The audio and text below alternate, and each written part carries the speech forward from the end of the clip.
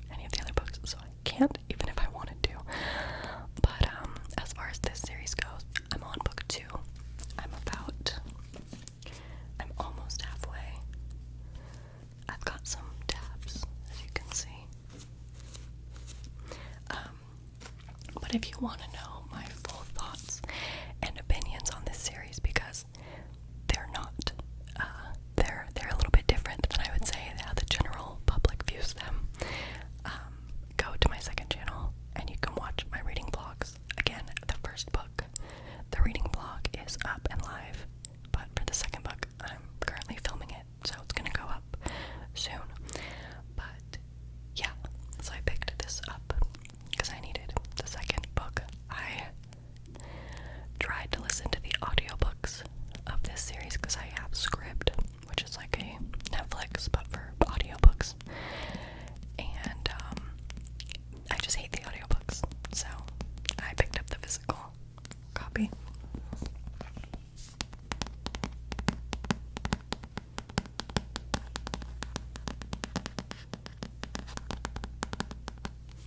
I'll try and do some book triggers while I go through this.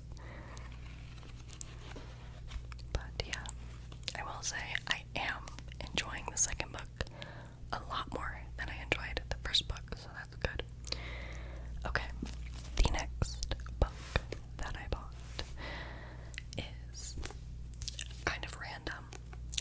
A lot of books I pick up because I get recommendations through my friends or through TikTok or YouTube. But this one is one of those that I was just in Barnes & Noble. There was a buy one, get one 50% off table, and I was perusing it, and I read the back, and I was like, done, sold. I've heard nobody talk about this, but I hope it's good. This is The Perfect Crimes of Marion Hayes by Kat Sebastian, and I will read the back for you. Marion Hayes, the Duchess of Clare, just shot her husband. First of all, what a first line. Of course, the evil, murderous man deserved what was coming to him, but now she must flee to the countryside. Unfortunately, the only person she can ask for help is the charismatic criminal who is blackmailing her, and who she may have left tied up a few hours before. A highwayman, con artist, and all-around cheerful villain, Rob Brooks is no stranger to the wrong side of the law, or the right side of anybody's bed. He never meant to fall for the woman whose secrets he promised to keep for the low price of £500, but how could he resist someone who led him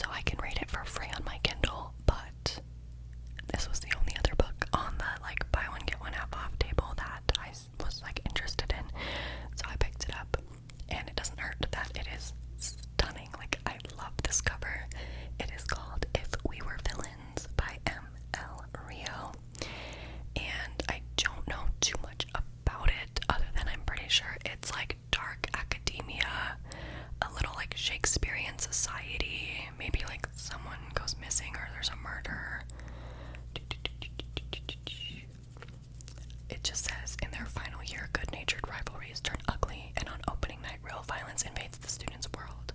In the morning, the fourth years find themselves facing their very own tragedy and their greatest acting challenge yet, convincing the police, each other, and themselves that they're innocent. So I think it's like a dark academia murder mystery, who did it type story. And I've heard that there is like a morally gray, tall, skinny, dark hair, evil love interest, and I'm like, sign me up. That might not be true, but that's just what I've heard. And yeah, so far I have not really delved into like the dark academia genre or subgenre, but I really want to. I think I'm gonna enjoy it, and if not, it's just a stunning book on the shelf anyway. So yeah, if you've read this, let me know how you liked it. No spoilers, of course.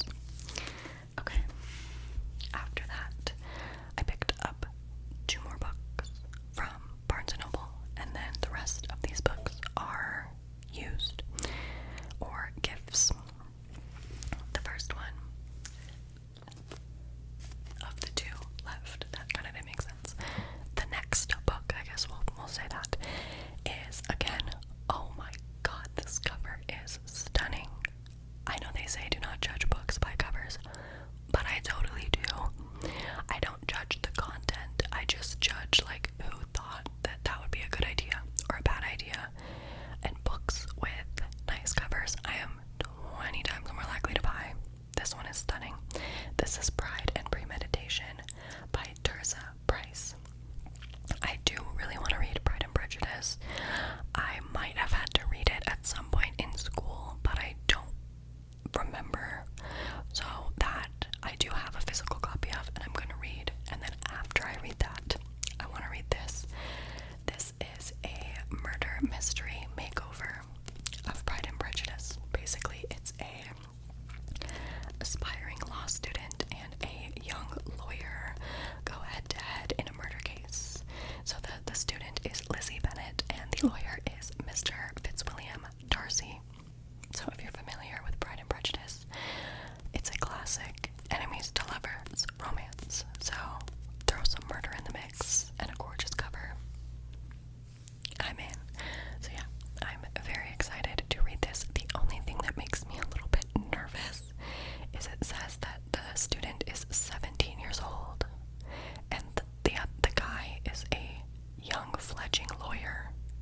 But like if you're a lawyer, like you have to be at least like what, mid-20s. So I'm like a little bit suspicious of that, but I don't know. We'll see. I'm not into age gap romance, especially if she's literally a minor. But I don't know. I'll read it and find out and let you know, I guess. But yeah, okay. And then the last book that I bought from Barnes & Noble is actually a book that I've read. I just wanted this edition. It is, if you've seen my 10 favorite books video, you'll recognize The Tale of Despereaux by Kate DiCamillo. I have a hardback cover copy. What am I saying? I have the hard cover edition that I literally have had since I was in 3rd grade. So it's like my copy from my childhood. And it's stunning and I love it. But I absolutely love the artwork on this one. This little artwork of Despereaux is exactly what me and my siblings plan on getting tattooed. We want like this exact artwork tattooed on us because we all grew up loving the book. And so when I saw it on the book in the store, I was like, I want that. And it's a paperback, so if I ever want to reread it, paperbacks are just more comfortable. I don't know, I'm an annoying person. And my favorite books, I like to have multiple editions of. So, yeah, I bought this, and I don't regret it. But if you've never heard of this book, Are You Living in a Cave? And second of all, go read it.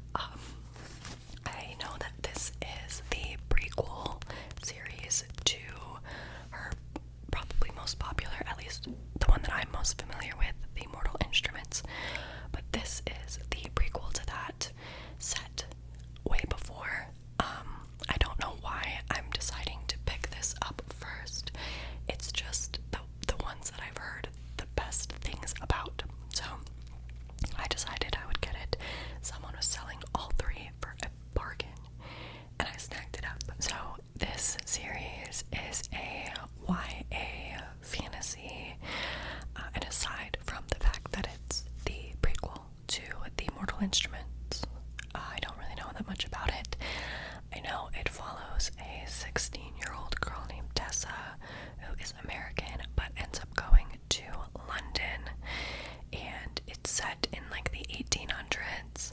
And yeah, I don't know that much about it, but that's honestly how I prefer to go into books, is not knowing too much. So yeah, I'm excited to experience Cassandra Clare's writing for the first time and kind of see where I fall, if I like it, if I don't like it, whatever. Yeah, I'm kind of having to like catch up with a lot of the popular like writers and series, because I just got back into like majorly reading for enjoyment this year, and the last time I was like heavily reading for fun was like 2014 probably. So a lot of the really popular series from 2014 to now I missed out on, like Sarah J. Maas, Cassandra Clare, and stuff like that. So yeah, I'm kind of going back and reading some of the old faves, but yeah, I'm excited to start this series. I hope that I love it. I just think like the aspect of being set in the past and in London and fantasy. I've never read a fantasy book that is set in the past. All of the fantasies I've read have been set in the future, so I'm excited to experience this. Okay. And then we have a classic. Oh, let me move that out of the way. This is Their Eyes Were Watching God by Zora Neale Hurston. This edition, it's stunning. I was actually recommended this by my friend Edson. I was just talking about books with him one night. We play video games together a lot, and he recommended this. Even though it is a classic, I have never read it, and then I saw this stunning edition being sold on Bango, and I snagged it for like, I think less than $5, which is amazing. And other than my friend's recommendation, I don't know that much about it. He told me some of the details, but this was quite a while ago, so I'm not sure I remember. But the quote on the front says, "There is no book more important to me than this one," by Alice Walker. So, I mean, girl, like, sign me up. The back says, "Janie saw her life like a great tree in leaf, with the things suffered, things enjoyed, things done and undone. Dawn and doom was in the branches." But yeah, again, don't know too much about it. It is from 1937, and it says it is an enduring Southern love story about Janie Crawford and her evolving selfhood through 3 marriages and a life marked by poverty, trials, and purpose. I am very excited to read this. It also has deckled edges. Is that what it's called? Deckled edges. Like the textured edges, which I love. I love when a book has these. But yeah, I'm really excited to read it. It's a pretty small book as well, so I bet I could get through it quickly. But yeah. Another one on my list that I want to buy, but I haven't yet, is another classic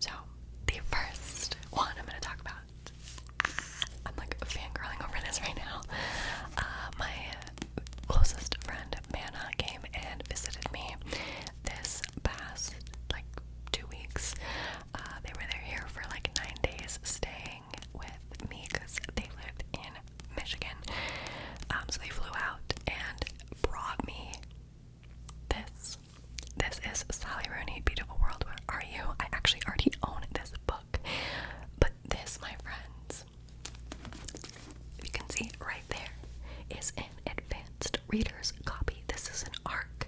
If you're unfamiliar with what an ARC is, ARCs are sent out to like book influencers and readers and reviewers before a book gets published to kind of, you know, build hype surrounding the book and get reviews and stuff like that. And this is my first ever ARC.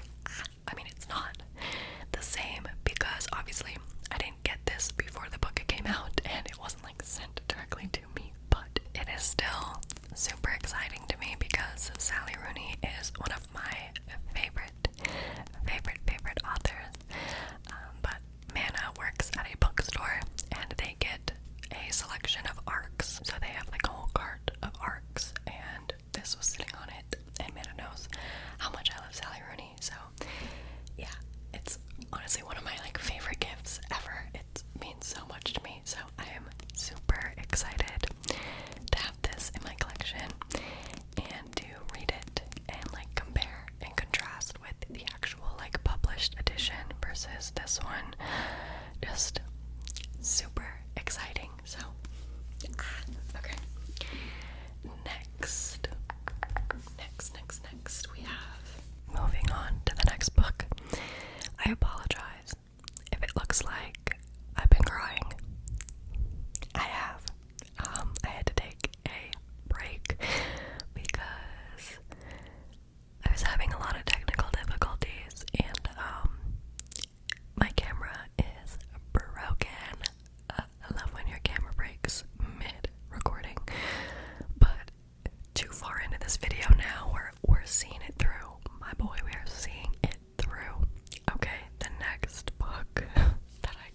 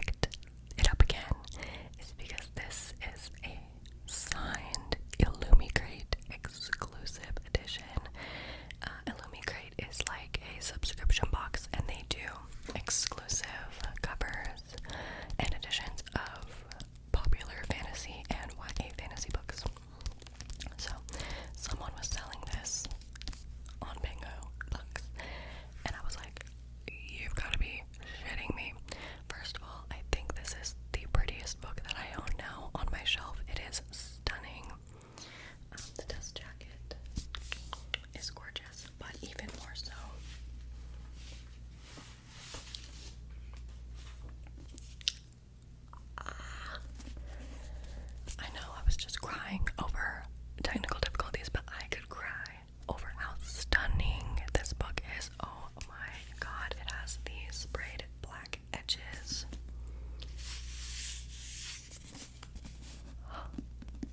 Oh my god. Charlie Hall at her best when doing her worst. Whenever she tried to create something, it broke apart in her hands, but blowing something up, there, Charlie had an unerring instinct for greatness. It's just stunning. And it is my first ever signed book by Holly Black, which is a fangirl moment in and of itself, but even more so because it's not just like signed with the author's initials and stuff.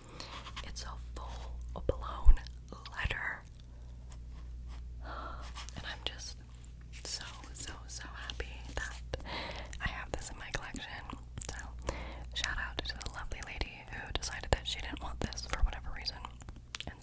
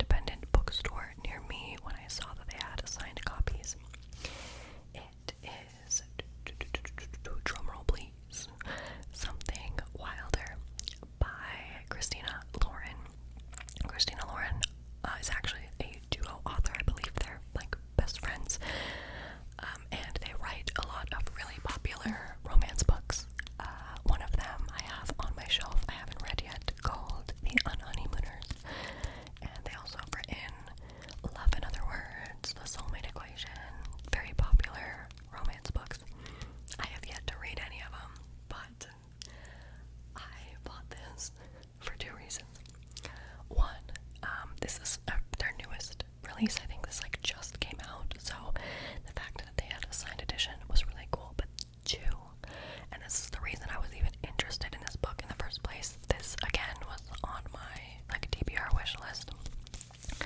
It's because it's set in Utah, in the Red Rocks of Utah, and that is literally where I went to college and was just living for the past 4 years.